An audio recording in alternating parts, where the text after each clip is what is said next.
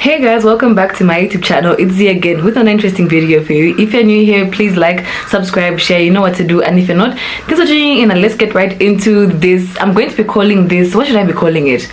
It's not because this is not really a podcast, but it's just a chit chat. I'll just be calling them welcome to this chit chat, okay? So in today's chit chat, you guys, my girlies in the group chat have been recommending some really good topics that I'm going to be discussing in these chit chat videos. Like I mentioned in my previous video, I will be giving you guys these sort of chit chats at least twice a month, because I think I can do that for you guys. Otherwise, having a whole podcast is not going to work.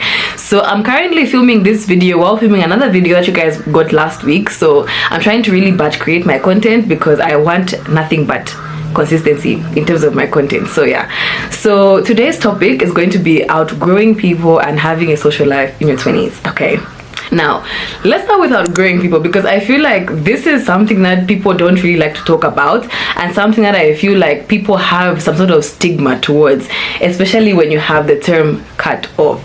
So first and foremost, you guys, outgrowing people is extremely normal. I feel like when we get to a certain age, especially, I mean I'm only 20, I'm turning 21 this year, but I started experiencing this as soon as I finished high school. Okay, you experience what you call a mental drift, and I just feel like at some point you just really don't, you're not on the same wavelength as most of your friends, like, you know, at some point as time goes by, because everybody is growing, and there should be no reason why you should hold on to certain people because simply because you love them or because they're your friends, if you know that they're not taking you anywhere mentally, you know what I mean? And I feel like there should be no stigma surrounding it whatsoever, because one thing that I feel like people don't realize is that it's completely normal to outgrow people, and just because you've outgrown somebody and you decide to move on with your life without them in it, it's beef. I don't know, it's not beef. It doesn't mean that there's no problem, you know. And I feel like this is something we need to actively start talking about and actually start practicing, because if I'm cool with somebody but I feel like they're not taking me anywhere mentally and we just don't click on that level anymore, there's no reason why they should feel bad if I delete their phone number, because why is it there? You get what I'm saying? So it's completely normal to have a mental drift and to just feel like you're drifting apart mentally, because it happens like to all of us. So there's no reason why you should feel guilty for it, okay? And another thing that I feel like I also want to talk about is, like I said, it's completely normal, because I mean, obviously the way you used to think when you were in high school will be completely different from the way you think now that you're either in uni or finishing uni. It's literally a shift, like it's a mental shift. So there's no reason why you should stunt your growth because you're scared of hurting people, because you want to like sort of leave them, you know what I mean? Now, this isn't me saying that any small things start cutting off your friends left, right and center, no, but I'm just saying that if you personally believe and feel like certain individuals in your life, with friends, family, whatsoever, aren't taking you anywhere mentally, there's no reason why you should have them around if you genuinely believe that you are better off without them. You see what I'm trying to do? And then, like I said, it shouldn't be seen as beef at all, because if anything, that's also a form of love, you know? I have lots of people that I love from a distance. Like, we don't click on that level anymore, but if I meet you in person, I should be able to say hi to you. I should still be able to say hi to you, have a little conversation, catch up, and then move on with my life without you feeling like you need to be in mine, and without me feeling guilty for not including you in mine and not being in yours. You see what I'm saying? Because it's completely normal, and you need to take the step no matter how hard it might be. For me personally, I experienced this sort of outgrowing people thing heavily in 2022, and I think that was like one of the heaviest years, you guys. Like, yeah, it was crazy. But that's the year when I feel like I really experienced being lonely, as in no friends, because it was very difficult for me to even just openly talk to someone and actually allow them in my life because of what I had been through previously. Let's not go too much into that. I think if you know, you know. But yeah, so generally I just feel like you need to actually take the step of saying, okay, fine, like here I don't feel like this person should be in my life, so I'm going to take the step to actively either talk to them and say I don't think we can do this anymore, or just silently move on. Because I don't know, I just feel like, you see, when people look at people that no longer speak to them or whatever, people deciding to move on with their lives without you in it, automatically it's beef. And I understand if it comes from a place of maybe you guys were so close to the point where you're practically almost like siblings, like, you know, brothers, sisters, or brother and sister, and then all of a sudden this person's not talking to you. Of course, it depends on the level of the friendship. If you feel like your friend deserves an explanation for why you did them the way you did, give them the explanation that they deserve, because no one should be left in the dust just because you feel like you're better off without them. But if it gets to a point where you've spoken to this person so many times to the point where nothing seems to change, then at that point, my dear, be selfish and just move on, because there's really no reason why you should cling on to past friendships or relationships because you think this person is going to change or you think this person is going to become better. No, let's not deal with potential. Let's deal with actuality. Okay, life is too short. So yeah, take the step and just actively be like, okay, you know what, I'm actually going to take the step of just moving on, like enjoy my life, you know what I mean? And honestly speaking, I feel like once you're able to move on independently, it does open many doors for you, because I think being independent is extremely underrated. Now, this is not me saying you don't need friends, because I do love all my friends that I have right now dearly, but I wouldn't have the circle I have now if it wasn't for the difficult decisions and friendships I had to leave previously. I'm talking about years ago, maybe this is 2024, like maybe 2-3 years ago.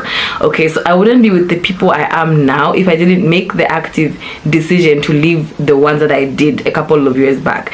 And this is me saying, you see, God wants to bless you, but you need to make space, you need to make room for his blessings. So if you're constantly praying for good friends, people that have goals, people that are goal oriented, that are trying to achieve big things in life, but you're hanging out with people that are the complete opposite, you're not making any room for people that you want to have in your life. So how do you expect God to then now fill your life with your desired circle if you don't want to let go of the one that's toxic for you and your mindset? You see? So I just feel like you need to really just take the active step. I'm going to keep on saying take the active step because this year is about being intentional. Someone DM'd me on Instagram the other day asking what exactly I mean when I say being intentional. And being intentional is simply moving with purpose, doing things with reason, not just waking up and living, you know, on autopilot, if that makes sense.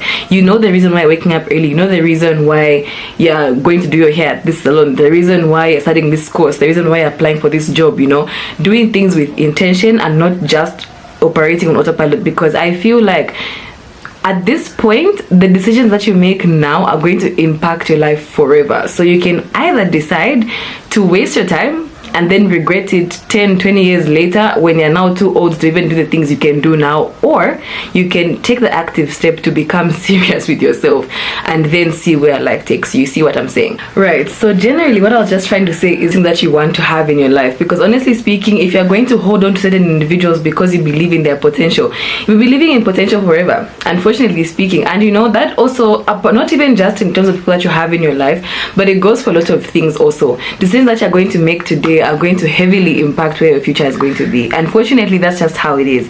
So if you're not doing really well balancing your life, and this is not me saying that you can't party, you can't go out, I mean, we all love a good chill, it's really good for the soul, it's good for the mental, but you need to really prioritize what's important right now, what's important right this second, and then work from there. Because honestly speaking, you guys, I kid you not, you will not regret delayed gratification, because everything that you see that is enjoyment, you will find it.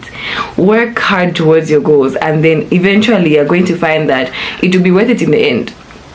When you're in your 30s now, you're going to be looking back and saying, I'm so glad I did A, B, C, and D and didn't waste any of my potential thinking I couldn't achieve what I wanted to achieve. You know what I'm saying? So make room. Make room. The blessings need to come the right way. And then also, if this is not done, it's going to cause mental stagnation, which is basically just where you've stunted the growth of your mindset so much to the point where you don't even know exactly what's going on. Now, hear me out.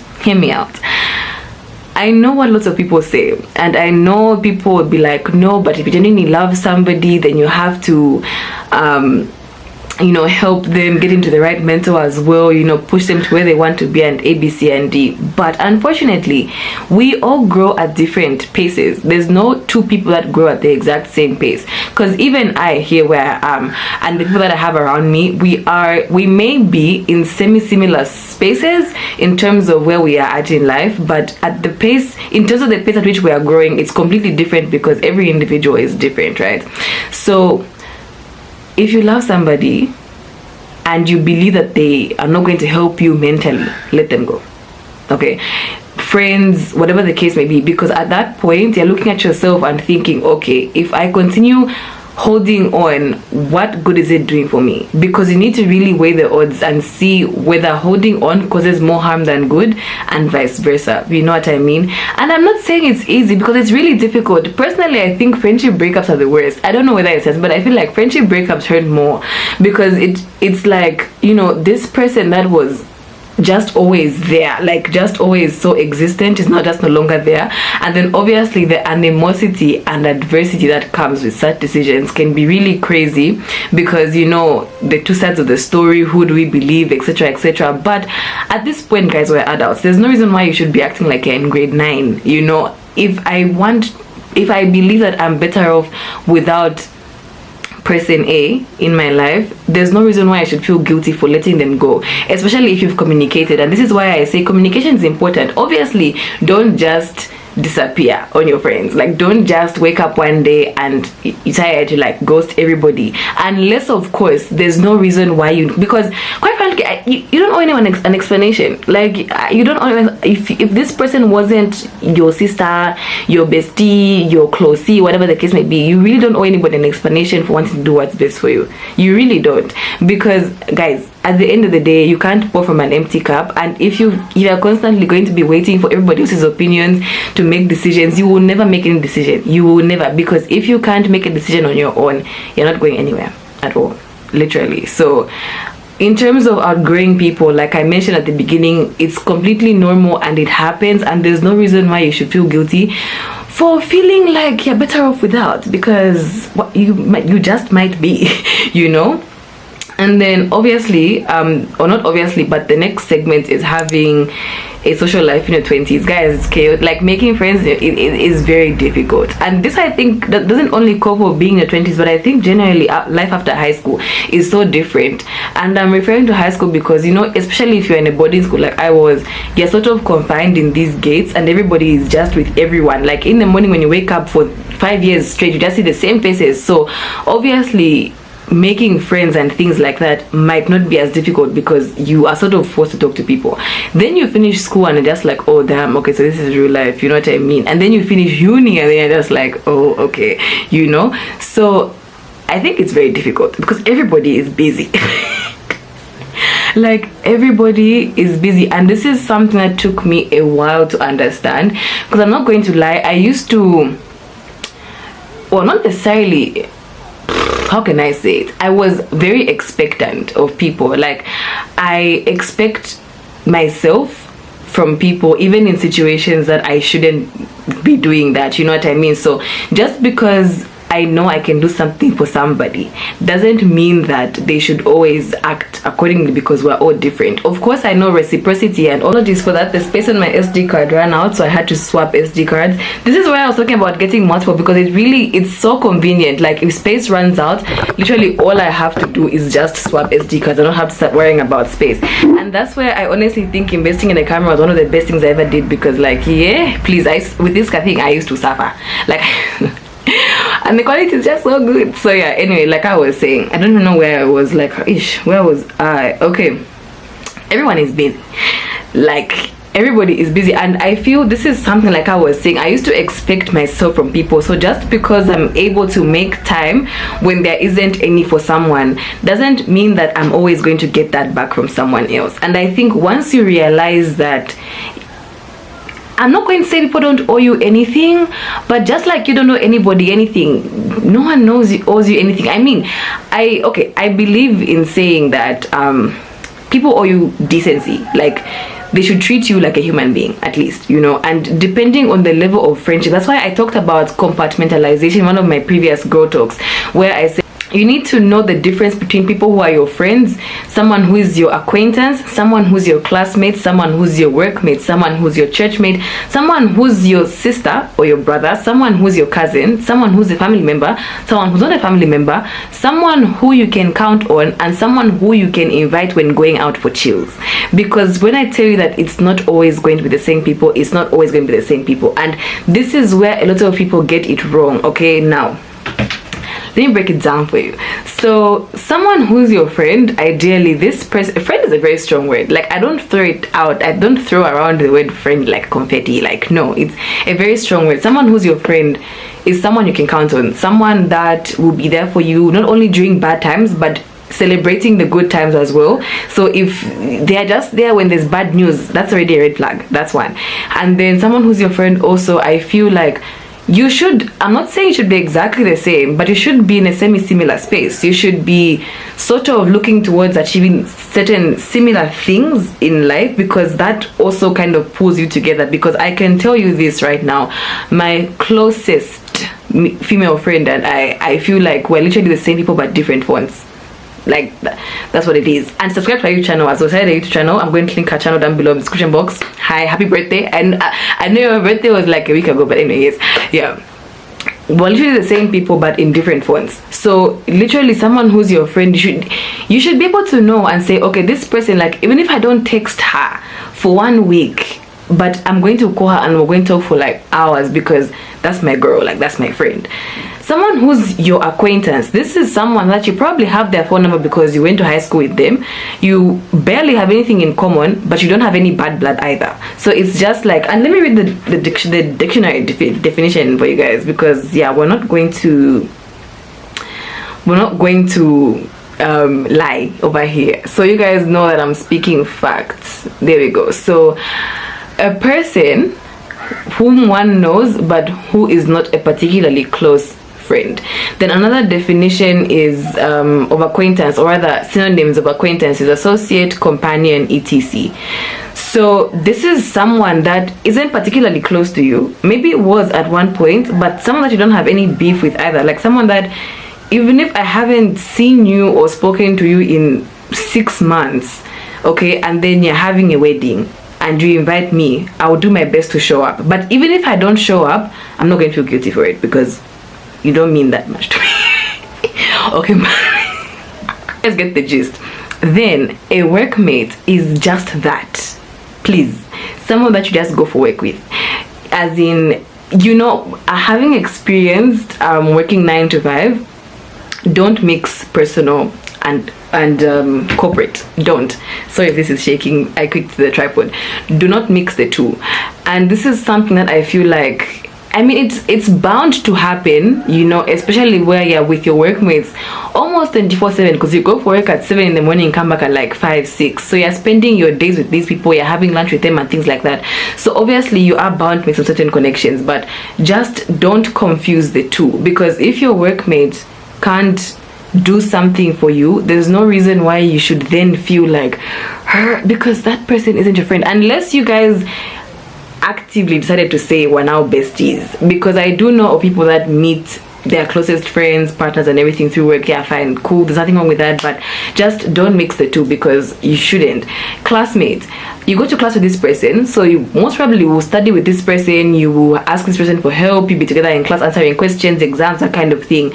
But that's where it ends. They're just your classmate. Okay, once you start decompartmentalizing, it's a bit I don't know what the opposite is, but once you start interfering and mixing, you know, all of these genres of people, you will find that it becomes very, very difficult for you to actually sustain long-term friendships, because you think everybody is your friend and you get offended when someone doesn't act accordingly. But maybe that person just has your number because they just think you're cool, but that's where it ends. Like, you get what I'm saying?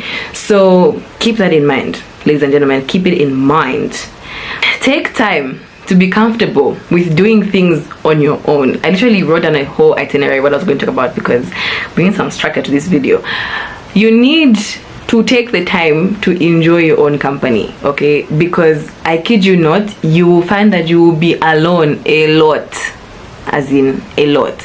And it can get lonely. I know sometimes you just want to be with your friends, you want to go out, take cute pictures, you want to maybe go bowling. For the athletes, you want to go play soccer, yada yada yada. But like I said, everybody is busy, everybody is trying to figure out the next steps in their life. Everybody is either like battling silent battles, everybody is either going to something, like everybody has something going on. And unfortunately, you will not always be at the front of their minds every single day, because you too have other things to think about, which doesn't include them, you see. So take the time to enjoy solo dating. Go out, you know, get breakfast, take selfies, you know, try your best to enjoy being on your own, because I kid you not, you'll be on your own way more than you think. And I think for me, generally, I really think I tapped into solo dating towards the end of 2021, because that's when I started like taking this solo stuff really seriously. And I kid you not, even if all of my friends are busy, including my mans, I'm not going to feel like I'm so lonely, because I'm comfortable with myself and Jesus.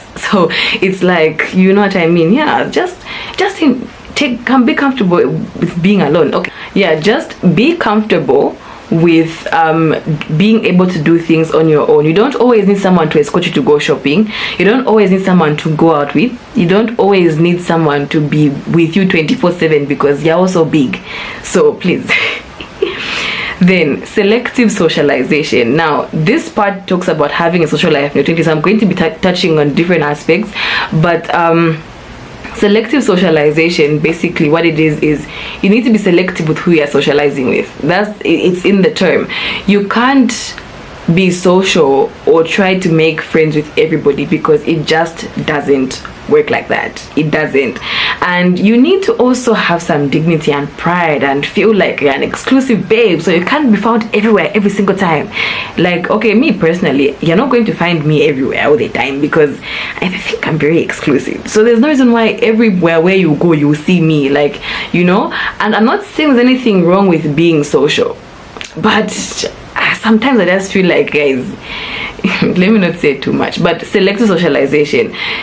Know the places to be, okay? Know the place where you can go and make meaningful connections and friendships. And the next one actually talks about networking when necessary, because you do need the connections. You do need human connection, but like I mentioned earlier, it's all about compartmentalizing the people that you put in your life. So obviously, if I go to church and I meet this girl in the choir, she sings so beautifully, and you know, every time I go to church I see her, like we say hi, sitting each other and everything, cool, but that's not my friend. Unless I actively make the decision to say, okay, this person is going to become my friend, and then we intentionally decide to start moving accordingly, then maybe then yes. But other than that, yeah, no. But you need to attend uplifting events if you want to socialize the right way. So go for webinars, go for seminars, go to church. Okay, I know I've spoken about this many times before. Just find the church that you're comfortable with and roll with it. Okay, I'm UCZ by denomination, but I go to a Pentecostal church. So yeah, just do what you feel is best for your relationship with God at the end of the day. So yeah, high teas, you know, such events that you know that you're going to come out a different person, or maybe a person with an improved mindset afterwards. You know, not always where the alcohol resides, because, and like, this is something I didn't used to like talking about, because I feel like it would offend some people. But personally, I just feel like you can't be drinking 24/7. You can't be every Friday groove, like, you know what I mean? Like, no, because where are you going? Unless you're telling me that you doing that is your way of sort of relaxing after working your butt off the whole week, fine, I respect you. We all have our way of having fun. But I just feel like if you want to make meaningful connections, I've heard of some people who found like really good friends in the club and things like that. I've never even been to a club myself, but I feel like you will most likely find people that are in a good mental state, or in a semi-similar mental state as you, at events that you find most uplifting for you. So I'm talking about things like webinars, seminars, you know, going for talk shows, things like that, because that's where you find people that actually want to do something with themselves. You know, I'm not saying people that attend those things don't have fun, don't party, but I'd rather you meet someone that you want to call your acquaintance there than, you know, yeah, you know what I mean, you know what I mean. And then don't let the fear of being judged stop you from being the loudest in the room. This one is huge, because I feel for some odd reason, like I was very, like in high school, like I was extremely confident. Like I think I was in almost every club. I was doing athletics, I was doing jets, I was doing debates, interact, literally everything. I mean, I was head girl. So but for some reason, like when I go to uni, I just became like a whole different babe. Like I can't call myself introverted, but I think I'm just selectively social, because for a good 2 years I used to find it awkward. Like maybe my first year of uni I was still my social butterfly, you know. Then after going through what I went through, I just did a whole 180, like just psh. So even in terms of talking to people, yeah, no, it was only last year when I think I really got out of my comfort zone in terms of speaking in public, because that my first public speaking event after giving my graduation speech on my graduation in 2019 was last year when I co-hosted the Inkonzo event at Nipa College, and I was a speaker. So for me that was like a really huge thing, because I hadn't spoken to an audience such a long time. So it was really cool, but I enjoyed it because at that point it was like, speak your truth, you know. As a content creator, obviously our stories might not be the most understandable in this country, so it was sort of like, okay, how do I convince these people that you can be a content creator and with a sensible mind, you know? So not letting the fear of being judged for what I was trying to promote has really helped me, even just today, because most of my business ventures and things are not conventional. By the way, you guys should purchase my latest ebook. I did drop an ebook 2 weeks ago called The Ultimate Brand Guide, basically teaching you guys everything you need to know about landing paid international brand deals, just like I do, and how to really make your content make you money this year. So I'm going to link it down below in my description box. I'm going to put a picture of it up here so you guys can purchase it. And yeah, I mean, it's only $350 and you're going to know how to make loads of cash, up to 5 figures, because yeah.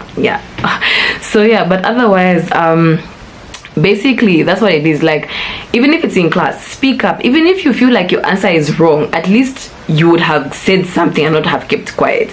Also, what really helped me spike in terms of talking in public was also when I started working, because obviously when you're working a 9 to 5, you'll be expected to give presentations, expected to talk during meetings, expected to talk to people 24/7. So just be yourself and talk. I'm not saying that talk, like, you know, but like, just don't let the fear of being judged stop you from being the loudest in the room, because there's really, everybody has got something that they're afraid of being judged from, you know. So everybody has insecurities. You're not alone, including myself. So just hang in there, you've got this.